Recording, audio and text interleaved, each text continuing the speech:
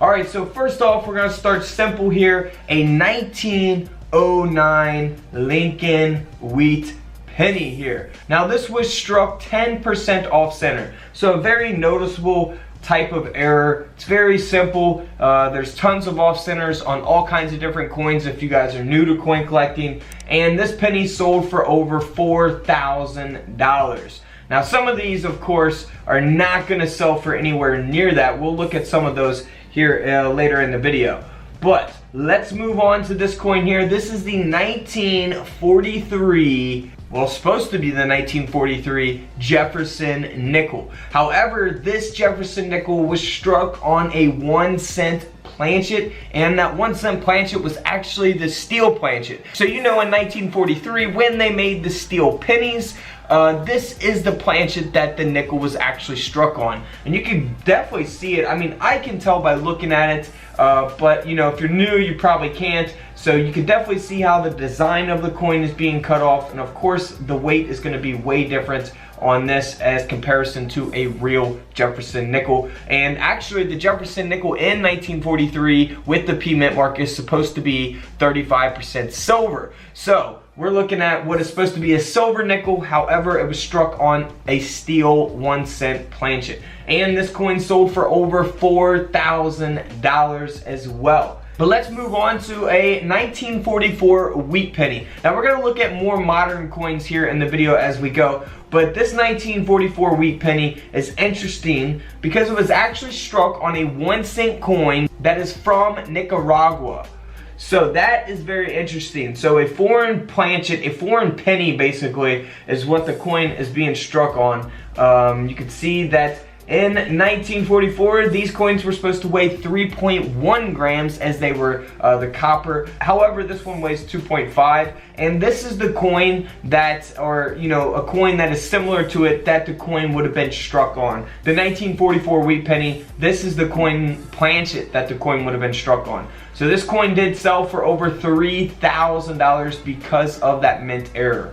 Next up is a 1954, very noticeable type of mint error coin here. This Lincoln penny here was struck 15% off center, and of course we got a double clip here taking place as well. We see the 1954 full date, you see that it's off center, see the clip, very noticeable. Of course, something like this probably not going to fit in a penny roll, and would definitely be difficult to find in pocket change, but hey, you just never know. This coin here sold for over $330. $330 US dollars. Alright, next up, this is probably my favorite, one of my favorite coins of this video. It's a 1963 Lincoln penny. Now you see here on the front design, looks totally normal, nothing's wrong with it. However, here on the reverse, we have that struck through a capped die. So that is really cool. Cap die coins, some of my favorite type of errors to really look at, man. Really, look at this. You got the no reverse on the coin. You got the design of the Lincoln penny essentially looking backwards. So that is really cool. I love this type of error. This coin sold for over $370. Moving on to a 1968 S mint mark. Now this Jefferson nickel here is a double denomination as it was struck on a 1-cent coin. So you can actually see the word Liberty from the Lincoln cent that the coin was struck on. You could see the date 1968 there going through Jefferson's head. And then here on the reverse you actually see the Lincoln Memorial Building going through the design of the Jefferson nickel as well. So that is really cool. This coin sold for over $1,000. Now if we move on to another Jefferson nickel, this Jefferson nickel looks completely normal, like it has no types of errors. However, this coin sold for nearly $1,000 because it was struck on a Liberian 5-cent planchet. And here is that coin, the Liberian coin, similar to what the coin would have been struck on, the Jefferson nickel. So that is really, really cool.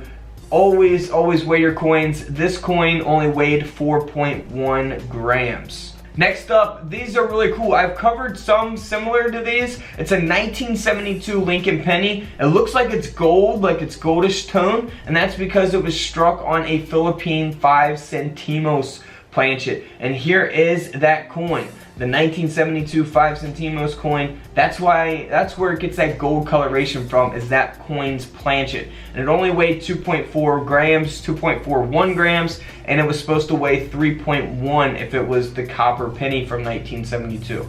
So this coin sold for over $1,100, $1,100.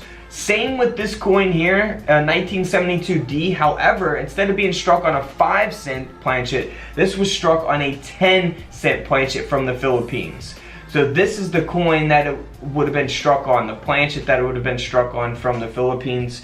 And you can see that coloration there in the coin itself. So this error penny here sold for $950. So nearly a $1,000 coin again.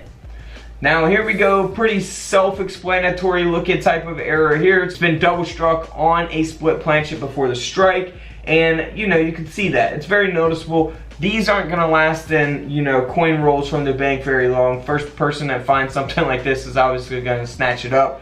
It's something that everyone can see with the naked eye. You don't need a coin microscope, which I do have coin microscopes available on couchcollectibles.com for looking at your coins up close for different types of errors that you need those for. But this coin you wouldn't need a coin microscope for. It's sold for over $500.